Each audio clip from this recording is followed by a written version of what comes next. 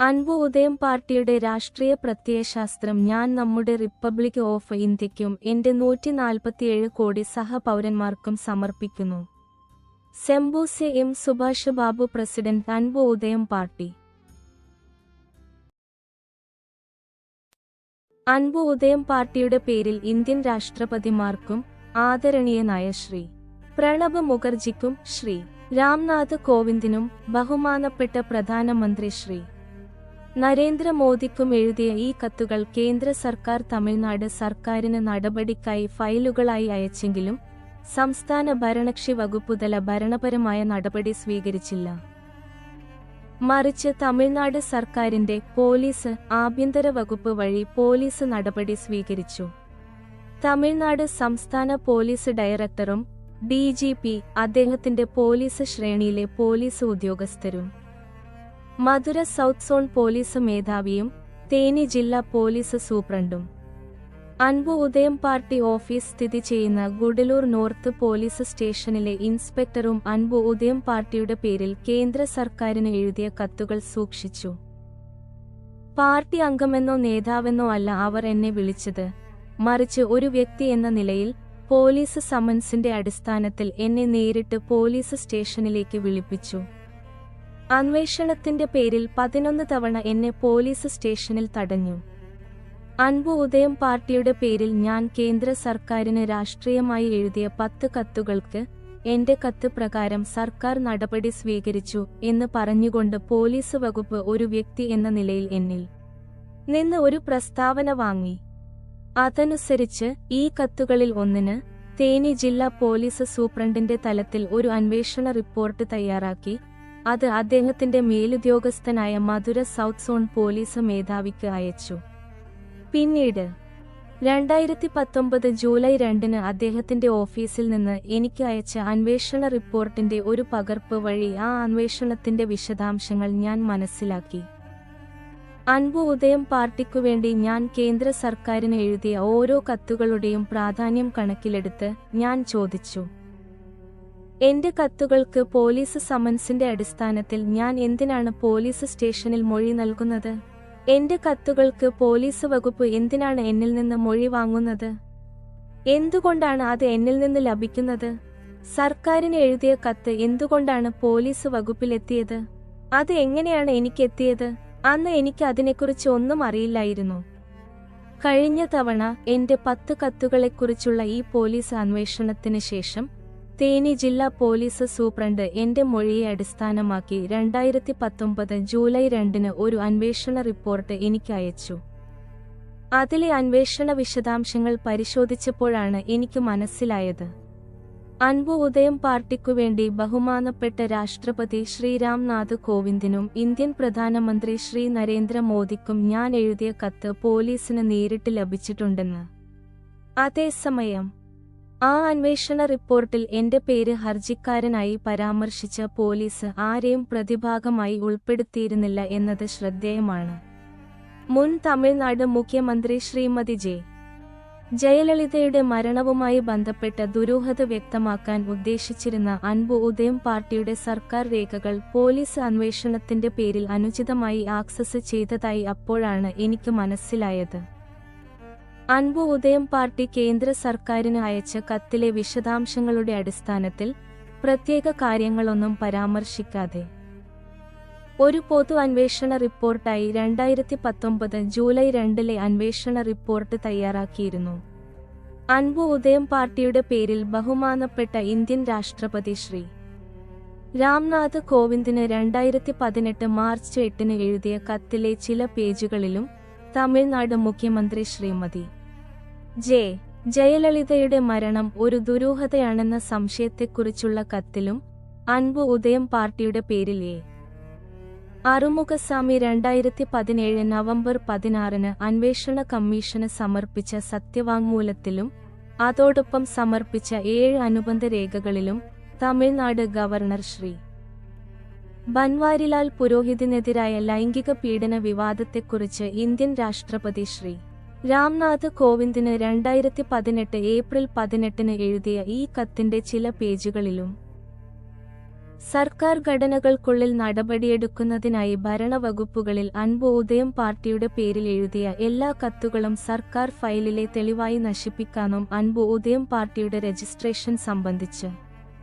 സംശയങ്ങൾ ഉന്നയിക്കാനും ഇതിനാൽ നിർദ്ദേശിക്കുന്നു. മുഴുവൻ സർക്കാർ ഘടനയിലും അൻപു ഉദയം പാർട്ടിയുടെ വിശ്വാസ്യത കുറയ്ക്കുക. ജൂലൈ 2 അന്വേഷണ റിപ്പോർട്ടിൽ മനഃപൂർവ്വം തെറ്റായതും അസത്യവുമായ ഒരു വിവരങ്ങൾ രേഖപ്പെടുത്തുകയും വഞ്ചനാപരമായ ഒരു അന്വേഷണ റിപ്പോർട്ട് സൃഷ്ടിക്കുകയും പോലീസ് വകുപ്പിലായിരിക്കെ അതുമായി ബന്ധപ്പെട്ട എല്ലാ കാര്യങ്ങളും സർക്കാർ ഫയലുകളിൽ മറച്ചുവെക്കുകയും അൻപു ഉദയം പാർട്ടിക്കെതിരെ അനുചിതമായ ഭരണപരവും അനൌദ്യോഗികവുമായ രീതിയിൽ ഒരു വഞ്ചനാപരമായ അന്വേഷണ റിപ്പോർട്ട് തയ്യാറാക്കുകയും ചെയ്തു. ഇതിന്റെ അടിസ്ഥാനത്തിൽ അൻപു ഉദയം പാർട്ടിയെ പ്രതിനിധീകരിച്ച് എം സുഭാഷ് ബാബു എന്ന ഞാൻ 2019 ജൂലൈ 15 414 പേജുകളുള്ള ഒരു വിശദമായ കത്ത് താഴെപ്പറയുന്നവർക്ക് അയച്ചു. 1. ഐക്യരാഷ്ട്രസഭ സെക്രട്ടേറിയറ്റിൽ ഐക്യരാഷ്ട്രസഭ secretary general Shri Antonio Guterres. 2. കേന്ദ്ര ഗവൺമെന്റിലെ രാജ്യത്തിന്റെ എക്സിക്യൂട്ടീവ് തലവനായ ബഹുമാനപ്പെട്ട ഇന്ത്യൻ പ്രസിഡന്റ് ശ്രീ രാംനാഥ് കോവിന്ദ്. 3. കേന്ദ്ര പാർലമെന്റിലെ ഭരണകക്ഷിയുടെ നേതാവായ ബഹുമാനപ്പെട്ട ഇന്ത്യൻ പ്രധാനമന്ത്രി ശ്രീ നരേന്ദ്ര മോദി. 4. കേന്ദ്ര ആഭ്യന്തര മന്ത്രി ശ്രീ രാജ്നാഥ് സിംഗ്. 5. കേന്ദ്ര വിദേശകാര്യ മന്ത്രി ശ്രീമതി സുഷമ സ്വരാജ്. 6. കേന്ദ്ര വാർത്താ വിതരണ പ്രക്ഷേപണ സഹമന്ത്രി ശ്രീ കേണൽ രാജ്യവർദ്ധൻ സിംഗ് റാത്തോഡ്. 7. തമിഴ്നാട് ഗവർണർ ശ്രീ ബൻവാരിലാൽ പുരോഹിത്, സംസ്ഥാന സർക്കാരിന്റെ സംസ്ഥാന എക്സിക്യൂട്ടീവ് തലവൻ. 8. സംസ്ഥാന നിയമസഭയിലെ ഭരണകക്ഷി നേതാവും തമിഴ്നാട് മുഖ്യമന്ത്രിയുമായ ശ്രീ എടപ്പാടി കെ പളനിസ്വാമി. 9. ഇന്ത്യൻ തിരഞ്ഞെടുപ്പ് കമ്മീഷൻ സെക്രട്ടറി. 10. സുപ്രീം കോടതിയിലെ രജിസ്ട്രാർ ജനറൽ സെക്രട്ടറി. ജുഡീഷ്യറിയിൽ 11. മദ്രാസ് ഹൈക്കോടതിയിലെ രജിസ്ട്രാർ ജനറൽ. 12. മാധ്യമങ്ങളിൽ പ്രസ് കൗൺസിൽ ഓഫ് ഇന്ത്യയുടെ secretary. 13. Press trust of India limited chairman Shri Vivek Goenka. 2008 മുതൽ 2019 വരെയുള്ള അൻപു ഉദയം രാഷ്ട്രീയ കാലഘട്ടത്തെക്കുറിച്ച് മുകളിൽ പറഞ്ഞ 13 പേർക്ക് ഈ കത്ത് എഴുതിയിട്ടുണ്ട്. അങ്ങനെ തമിഴ്നാട് മുൻ മുഖ്യമന്ത്രി ശ്രീമതി ജയലളിതയുടെ മരണം. തമിഴ്നാട് ഗവർണർ ശ്രീ ബൻവാരിലാൽ പുരോഹിതിനെതിരായ ലൈംഗിക പീഡന വിവാദം അന്വേഷിക്കാൻ ഗവർണർ നിയോഗിച്ച അറുമുഖസ്വാമി അന്വേഷണ കമ്മീഷനും ശാന്തനം ഏകവ്യക്തി അന്വേഷണ കമ്മീഷൻ പ്രസക്തമായ കാര്യങ്ങൾ അന്വേഷിക്കുമ്പോൾ തേനി ജില്ലാ police superintendent Shri V Bhaskaran മുകളിൽ പരാമർശിച്ച പ്രസക്തമായ കാര്യങ്ങൾ മറച്ചുവെക്കുന്നതിനായി 2019 ജൂലൈ 2 തന്റെ പോലീസ് അന്വേഷണ റിപ്പോർട്ടിൽ വകുപ്പുതലത്തിൽ ഭരണപരമായ വഞ്ചനയിൽ ഏർപ്പെടുകയും അതിൽ അടങ്ങിയിരിക്കുന്ന യഥാർത്ഥ വസ്തുതകൾ പുറത്തുവരുന്നത് തടയാനുള്ള നടപടിയിലൂടെ അൻപു ഉദയം പാർട്ടിയുടെ രജിസ്ട്രേഷനെക്കുറിച്ച് സംശയങ്ങൾ ഉയർത്തുകയും അൻപു ഉദയം പാർട്ടിയുടെ രാഷ്ട്രീയ ഭരണ പ്രവർത്തനങ്ങളെ അനുചിതമായ ഭരണപരവും ഔദ്യോഗികവുമായ രീതിയിൽ അനുചിതമായ ജനാധിപത്യ സമീപനത്തിൽ പ്രസക്തമായ കാര്യം അടങ്ങിയ കത്തിന്റെ വിശ്വാസ്യത കുറയ്ക്കുന്നതിനായി ബലിയാടാക്കുകയും ചെയ്തു. സ്ത്രീകളുടെ ക്ഷേമത്തിലും സുരക്ഷയിലും ആശങ്കാകുലരായ അൻപു ഉദയം പാർട്ടി ബഹുമാനപ്പെട്ട മുൻ മുഖ്യമന്ത്രി ശ്രീമതി ജയലളിതയുടെ മരണവുമായി ബന്ധപ്പെട്ട ദുരൂഹത അന്വേഷിക്കാൻ രൂപീകരിച്ച ശ്രീ അറുമുഖസ്വാമി അന്വേഷണ കമ്മീഷന് 2017 നവംബർ 16 ഒരു സത്യവാങ്മൂലം സമർപ്പിച്ചു. അവരുടെ മരണവുമായി ബന്ധപ്പെട്ട സംശയങ്ങൾ, അവർ ഒരു സ്ത്രീ, രാഷ്ട്രീയക്കാരി, പൊതുപ്രവർത്തക, കുടുംബമില്ലാത്ത ഒറ്റയ്ക്കിരിക്കുന്ന സ്ത്രീ, മാതാപിതാക്കളോ ബന്ധുക്കളോ കുട്ടികളോ ഇല്ലാത്ത അനാഥ എന്നീ നിലകളിൽ അവർ സത്യവാങ്മൂലം സമർപ്പിച്ചു. അവരുടെ മരണവുമായി ബന്ധപ്പെട്ട സംശയം സ്ഥിരീകരിക്കുന്നതിനും മരണത്തിലെ ദുരൂഹതയ്ക്ക് പിന്നിലെ സത്യം പുറത്തുകൊണ്ടുവരുന്നതിനുമായി 144 പേജുകളിലായി 465 ചോദ്യങ്ങൾ ഉന്നയിച്ച് ചോദ്യം ചെയ്യപ്പെടേണ്ട 159 പേരെ തിരിച്ചറിഞ്ഞു. ഈ സത്യവാങ്മൂലത്തിന്റെ അടിസ്ഥാനത്തിൽ അൻപു ഉദയം പാർട്ടിയുടെ പേരിൽ 2018 March 8 Indian president Shri Ramnath കോവിന്ദിന് ഒരു കത്ത് എഴുതി. അതുപോലെ തമിഴ്നാട് ഗവർണർ ശ്രീ ബൻവാരിലാൽ പുരോഹിതിനെതിരായ ലൈംഗിക പീഡന വിവാദത്തെക്കുറിച്ചും വിരുദുനഗറിലെ ദേവാങ്കർ കോളേജിലെ അസിസ്റ്റന്റ് പ്രൊഫസർ ശ്രീമതി നിർമ്മല ദേവിയുടെ ലൈംഗിക ദുരുപയോഗ സംഭവത്തെക്കുറിച്ചും അൻപു ഉദയം പാർട്ടിയുടെ പേരിൽ ഞാൻ ഇന്ത്യൻ പ്രസിഡന്റ് ശ്രീ രാംനാഥ് കോവിന്ദിന് ഒരു കത്ത് എഴുതിയിരുന്നു. ആ കത്തിൽ വിദ്യാഭ്യാസ സ്ഥാപനങ്ങളിലെ അധ്യാപകരും വിദ്യാർത്ഥികളും തമ്മിലുള്ള അക്കാദമിക് ബന്ധം നിയന്ത്രിക്കുന്ന കാര്യത്തിൽ അധ്യാപിക വിദ്യാർത്ഥികൾക്ക് അത്തരം ലൈംഗിക വഴിതെറ്റിക്കൽ നൽകിയിരുന്നു. ഈ നിയമം കുട്ടികളുടെ വിദ്യാഭ്യാസ നയത്തിന് വിരുദ്ധമാണെന്നും പെൺകുട്ടികളുടെ സാമൂഹിക പങ്കാളിത്തത്തിന്റെ വികസനം അവരുടെ വിദ്യാഭ്യാസ വികസനത്തിലാണ് എന്നും ഈ പ്രശ്നത്തിന്റെ ആഘാതം പെൺകുട്ടികളുടെ മാതാപിതാക്കളിൽ വിദ്യാഭ്യാസ സ്ഥാപനങ്ങളെക്കുറിച്ച് വലിയ ഭയം സൃഷ്ടിച്ചിട്ടുണ്ടെന്നും ഞാൻ 2018 ഏപ്രിൽ 18 എഴുതിയ കത്തിൽ പറഞ്ഞിരുന്നു. ഗവർണറുമായി ബന്ധപ്പെട്ട ഈ വിഷയം അന്വേഷിക്കാൻ ഗവർണർ ശ്രീ ബൻവാരിലാൽ പുരോഹിത് വിരമിച്ച ഉദ്യോഗസ്ഥനാർ ശാന്തനത്തിന്റെ അധ്യക്ഷതയിൽ ഒരു പ്രത്യേക കമ്മിറ്റി രൂപീകരിച്ചത് ആ കാലഘട്ടത്തിലാണ്. 2019 നവംബർ 16 അൻപു ഉദയം കച്ചിയെ അറുമുഖസ്വാമി അന്വേഷണ കമ്മീഷനിൽ സമർപ്പിച്ച സത്യവാങ്മൂലത്തിലും ആർ ശാന്തനം കമ്മീഷൻ നടത്തുന്ന അന്വേഷണത്തിലും ഈ പ്രധാന വിഷയങ്ങളെ അടിസ്ഥാനമാക്കിയും നമ്മുടെ അൻപു ഉദയം പാർട്ടിയുടെ പേരിൽ തെളിവായി മുമ്പ് സമർപ്പിച്ച പ്രധാന വിഷയങ്ങളെ അടിസ്ഥാനമാക്കിയുള്ള കാര്യങ്ങളും 2018 മാർച്ച് 8 2018 ഏപ്രിൽ 18 ബഹുമാനപ്പെട്ട ഇന്ത്യൻ രാഷ്ട്രപതി ശ്രീ രാംനാഥ് കോവിന്ദിന് അയച്ച കത്തുകൾ 2019 ജൂൺ 24 എന്റെ ജന്മനാടായ ഗൂഡല്ലൂരിലെ നോർത്ത് പോലീസ് സ്റ്റേഷനിലേക്ക് എന്നെ പോലീസ് വിളിപ്പിച്ചു. അതിന്റെ അടിസ്ഥാനത്തിൽ എന്നിൽ നിന്ന് ഒരു പ്രസ്താവന വാങ്ങി. തുടർന്ന് തേനി ജില്ലാ പോലീസ് സൂപ്രണ്ട് ശ്രീ വി ഭാസ്കരന്റെ 2019 ജൂലൈ 2 അന്വേഷണ റിപ്പോർട്ടിന്റെ അടിസ്ഥാനത്തിൽ ഞങ്ങളുടെ അൻപു ഉദയം പാർട്ടിയുടെ കത്തുകളിൽ അടങ്ങിയിരിക്കുന്ന വസ്തുതകൾ വകുപ്പുതലത്തിൽ വഞ്ചനാപരമായ അന്വേഷണത്തിന്റെ വിശദാംശങ്ങൾ ഉൾപ്പെടെ പോലീസ് അന്വേഷണ റിപ്പോർട്ടിൽ മറച്ചുവെച്ചിരിക്കുന്നു. അൻപു ഉദയം പാർട്ടിയുടെ നേതാവ് സെംബൂസെ എം സുഭാഷ് ബാബു പറഞ്ഞു. സർക്കാർ ചട്ടക്കൂടിനുള്ളിൽ പോലീസ് വകുപ്പുതല ഭരണപരമായ കാര്യങ്ങൾ കൈകാര്യം ചെയ്യുമ്പോൾ രാഷ്ട്രീയ കാരണങ്ങളാൽ ജനാധിപത്യ വിരുദ്ധമായും അന്യായമായും സ്വന്തം പോലീസ് വകുപ്പുതല ഭരണ നടപടിക്രമങ്ങൾ ലംഘിച്ചുകൊണ്ട് പോലീസ് പ്രവർത്തിച്ചുവെന്നും ഈ ഓഫീസിലെ കാര്യങ്ങൾ പോലെ അൻപു ഉദയം പാർട്ടിയെ ഒരു ബലിയാടാക്കിയെന്നും ഞാൻ ഇന്ത്യൻ തിരഞ്ഞെടുപ്പ് കമ്മീഷന്റെ ശ്രദ്ധയിൽപ്പെടുത്തുന്നു. 2019 ജൂലൈ 2 പോലീസ് അന്വേഷണ റിപ്പോർട്ടിൽ 2013 സെപ്റ്റംബർ 18 ഇന്ത്യൻ തിരഞ്ഞെടുപ്പ് കമ്മീഷനിൽ രജിസ്റ്റർ ചെയ്തിട്ടുള്ള അൻപു ഉദയം കച്ചി, അതിന്റെ നേതാവ്, ജനറൽ സെക്രട്ടറി, ഭാരവാഹികൾ, അംഗങ്ങൾ എന്നിവയെക്കുറിച്ച് തെറ്റായതും വ്യാജവും അസത്യവുമായ വ്യാജ വിവരങ്ങൾ പോലീസ് കൊണ്ടുവന്നിട്ടുണ്ട്.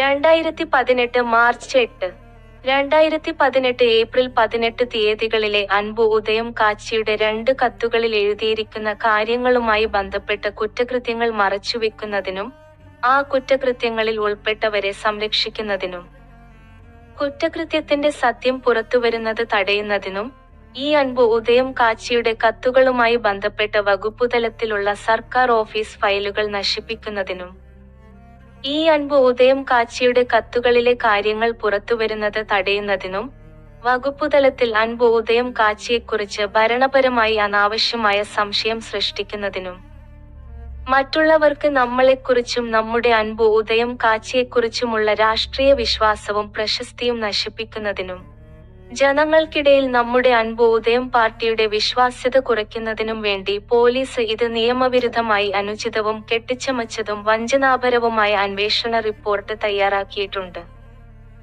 ഒരു ജനാധിപത്യ രാജ്യമായ ഇന്ത്യയിൽ 1950 ഭരണഘടനയും 1951 ജനപ്രാതിനിധ്യ നിയമവും അനുസരിച്ച് തിരഞ്ഞെടുപ്പുകളിലൂടെ സഹപൗരന്മാരിൽ നിന്ന് സഹവോട്ടർമാരായും പിന്നീട് രാഷ്ട്രീയമായി സഹവോട്ടർമാരിൽ നിന്ന് സഹസ്ഥാനാർത്ഥികളായും തുടർന്ന് സഹസ്ഥാനാർത്ഥികളിൽ നിന്ന് സഹവോട്ടർമാരുടെ പ്രതിനിധികളായും ദേശീയ തലത്തിലും സംസ്ഥാന തലത്തിലും ഇന്ത്യൻ തിരഞ്ഞെടുപ്പ് കമ്മീഷൻ രജിസ്റ്റർ ചെയ്തതും അംഗീകരിച്ചതുമായ രാഷ്ട്രീയ പാർട്ടികളിലെ അംഗങ്ങളായും അവരുടെ നേരിട്ടുള്ള അല്ലെങ്കിൽ പരോക്ഷ സഖ്യകക്ഷികളിലെ അംഗങ്ങളായും യൂണിയൻ പാർലമെന്റിലെയും സംസ്ഥാന നിയമസഭയിലെയും അംഗങ്ങളായും ഗവൺമെന്റിലെ ഈ പാർട്ടികളിലെ അംഗങ്ങളായും അവർ ആ കാര്യം പരസ്യമായി പറയുന്നില്ല.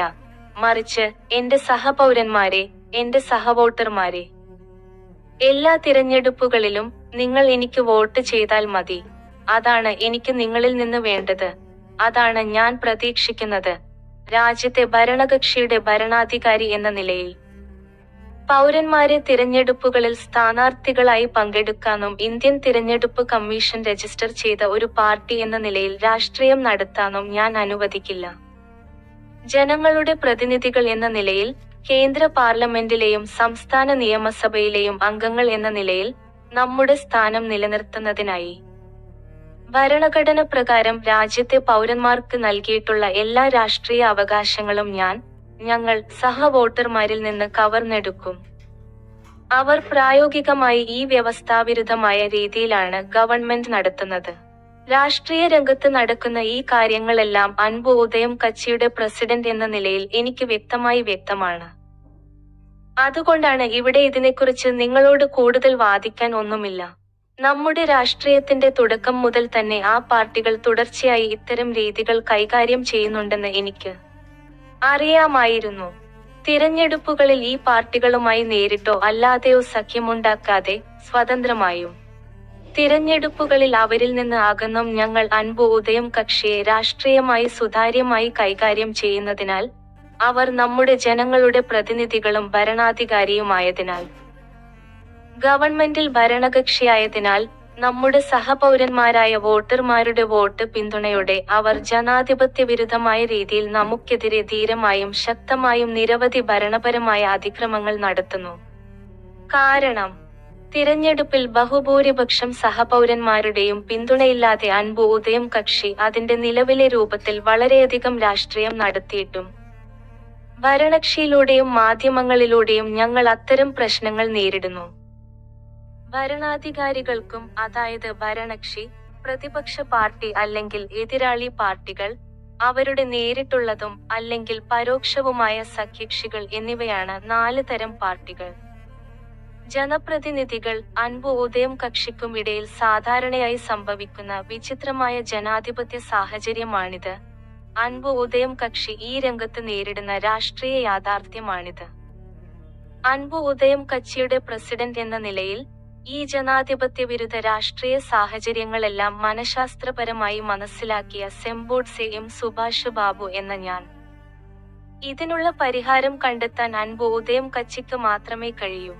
ഈ ജനാധിപത്യ രാജ്യമായ ഇന്ത്യയിലെ ഏകദേശം 147 കോടി ജനങ്ങളുള്ള നമ്മുടെ സഹപൗരന്മാരായ നമ്മൾ, തിരഞ്ഞെടുപ്പിലൂടെ ഭരണാധികാരികളായി തിരഞ്ഞെടുക്കപ്പെടുന്ന ഈ 6000 പേരെ അധികാരത്തിലുള്ള സർക്കാരിൽ, യൂണിയൻ പാർലമെന്റിലും സംസ്ഥാന നിയമസഭയിലും അംഗങ്ങളായി പങ്കെടുക്കാൻ അനുവദിക്കുമ്പോൾ, നമ്മുടെ ജനപ്രതിനിധികൾ ഒന്നിച്ചു ചേർന്ന് രാജ്യത്തെ വോട്ടർമാരായ 98 കോടി സഹപൗരന്മാരുടെ രാഷ്ട്രീയ അവകാശങ്ങൾ പിടിച്ചെടുക്കുകയും തിരഞ്ഞെടുപ്പ് ഫലങ്ങളിലൂടെ നമ്മുടെ സഹപൗരന്മാർക്കെതിരെ ജനാധിപത്യ വിരുദ്ധമായി തുടർച്ചയായി അതിക്രമങ്ങൾ നടത്താൻ അനുവദിക്കുകയും ചെയ്യുന്നു.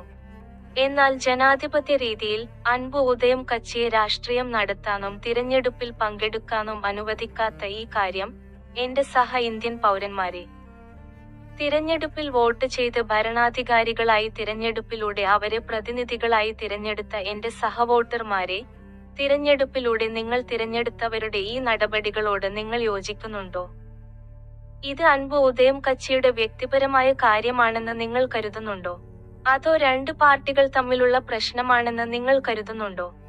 അതോ നമ്മുടെ ജനാധിപത്യ രാജ്യമായ ഇന്ത്യയിലെ പൗരന്മാർ എന്ന നിലയിൽ ഞങ്ങൾക്ക് ഇതൊരു പ്രശ്നമാണെന്ന് നിങ്ങൾ കരുതുന്നുണ്ടോ? ഇനി ഇതിനോടുള്ള നിങ്ങളുടെ പ്രതികരണമായി നിങ്ങൾ എന്നോട് എന്താണ് പറയാൻ പോകുന്നത്? പാർട്ടി രജിസ്റ്റർ ചെയ്യുകയും തിരഞ്ഞെടുപ്പ് നടത്തുകയും ചെയ്യുന്ന ഇന്ത്യൻ തിരഞ്ഞെടുപ്പ് കമ്മീഷൻ, രജിസ്റ്റർ ചെയ്തതും അംഗീകൃതവുമായ പാർട്ടികളും രജിസ്റ്റർ ചെയ്ത പാർട്ടിയും തമ്മിലുള്ള പ്രശ്നമായി ഇതിനെ അവഗണിക്കുന്ന തിരഞ്ഞെടുപ്പ് കമ്മീഷൻ ഇത് ശരിയാണെന്ന് നിങ്ങൾ കരുതുന്നുണ്ടോ? ഭരണകക്ഷിയുടെയും പ്രതിപക്ഷ പാർട്ടികളുടെയും അവയുടെ നേരിട്ടുള്ളതും അല്ലെങ്കിൽ പരോക്ഷവുമായ സഖ്യകക്ഷികളുടെയും ജനാധിപത്യ പ്രക്രിയയാണോ ഇത്? അപ്പോൾ ഞാൻ ഇവിടെ പരാമർശിക്കുന്നതുപോലെ ഒരു നേതാവെന്ന നിലയിൽ അൻപു ഉദയം കച്ചിയുടെ രാഷ്ട്രീയത്തിന്റെ പെരുമാറ്റം ജനാധിപത്യ രീതിക്ക് അനുസൃതമായിരുന്നില്ലേ? ഇവിടെ ഏതാണ് ശരി? നിങ്ങൾ എന്താണ് ഈ വിഷയത്തിൽ അൻപു ഉദയം കച്ചിയോട് ഇന്ത്യൻ തിരഞ്ഞെടുപ്പ് കമ്മീഷൻ പ്രതികരിക്കാൻ പോകുന്നത്? ഇന്ത്യൻ തിരഞ്ഞെടുപ്പ് കമ്മീഷൻ രജിസ്റ്റർ ചെയ്തിട്ടുള്ള ഈ അംഗീകൃത പാർട്ടികൾ ആദ്യകാലങ്ങളിൽ ഒരു രാഷ്ട്രീയ പാർട്ടിയായി തിരഞ്ഞെടുപ്പുകളിൽ പങ്കെടുക്കുമ്പോൾ സ്ഥാനാർത്ഥി സ്ഥാനത്ത് നിന്ന് കുറച്ചുകാലം ജനപ്രതിനിധിയായി വന്നതിനുശേഷം സർക്കാർ ഘടനകൾ അവരുടെ കൈവശമുള്ളപ്പോൾ കേന്ദ്ര പാർലമെന്റ്, സംസ്ഥാന നിയമസഭകൾ, തദ്ദേശ സ്വയംഭരണ സ്ഥാപനങ്ങൾ എന്നീ നിലകളിൽ അധികാരത്തിലിരിക്കുന്ന അംഗങ്ങളുടെ പ്രായോഗിക സുരക്ഷാ സവിശേഷതകൾ അവലോകനം ചെയ്ത ശേഷം നമുക്ക് എന്ത് വേണമെങ്കിലും ചെയ്യാം. ഇതിൽ ആർക്കും ചോദ്യം ചെയ്യാൻ കഴിയില്ല. ഈ മാനസികാവസ്ഥ അവരുടെ ഉപബോധ മനസ്സിൽ ഉടലെടുക്കുന്നു. അതിനുശേഷം മാത്രമേ അവരുടെ കഴിവിനപ്പുറം തുടർച്ചയായി ആ സ്ഥാനത്ത് നിലനിർത്താനൂ. അവരുടെ മറ്റ് സഹവോട്ടർമാരുടെയും സഹസ്ഥാനാർത്ഥികളുടെയും സ്ഥാനത്ത് നിന്ന് തിരഞ്ഞെടുപ്പ് മേഖലയിലെ സ്ഥാനം അദ്വിതീയമായി നിലനിർത്താനും അവർ സർക്കാർ ഘടനയുടെ വകുപ്പുകളിലും തിരഞ്ഞെടുപ്പ് മേഖലയിലും രാഷ്ട്രീയ മേഖലയിലും അതിക്രമങ്ങൾ നടത്തുകയും ഭരണഘടനയ്ക്ക് വിരുദ്ധമായി പ്രവർത്തിക്കുകയും രാജ്യത്തെ ക്രമസമാധാനം ലംഘിക്കുകയും ജനാധിപത്യ വിരുദ്ധമായ രീതിയിൽ ഭരണപരമായി വെറുതെ പൗരന്മാരായവരെ സഹവോട്ടർമാരായി എതിർക്കുകയും ചെയ്യുന്നു. ഇതുപോലെ അവർ പ്രായോഗികമായി ഗവൺമെന്റിൽ എല്ലാ ഘട്ടങ്ങളിലുമുണ്ട്. അൻപു ഉദയം കാച്ചി രാഷ്ട്രീയത്തിനെതിരെയും പാർട്ടി പ്രവർത്തനങ്ങൾക്കെതിരെയും ഭരണപരമായ ദുഷ്പ്രവൃത്തികൾ ചെയ്യുന്നു. ജനാധിപത്യ ഇന്ത്യയിൽ ഞങ്ങൾ അത് നേരിട്ടു. രാഷ്ട്രീയ മേഖലയിൽ നിന്ന് നേരിടേണ്ടി വന്നതിനാൽ ഭരണപരമായി നടപ്പിലാക്കാൻ അൻപു ഉദയം കാച്ചി പ്രവണത കാണിക്കുന്നു. അപ്പോൾ ഇത്തരം അതിക്രമങ്ങൾ നടത്തുന്ന ഈ രാഷ്ട്രീയ പാർട്ടികളെ ഭരണപരമായി എങ്ങനെ കൈകാര്യം ചെയ്യുന്നു എന്ന നടപടി സ്വീകരിക്കാൻ ജനാധിപത്യപരമായി അവലോകനം നടത്തുന്നു. അൻപു ഉദയം പൗരന്മാരുടെ സ്വന്തം രാഷ്ട്രീയം.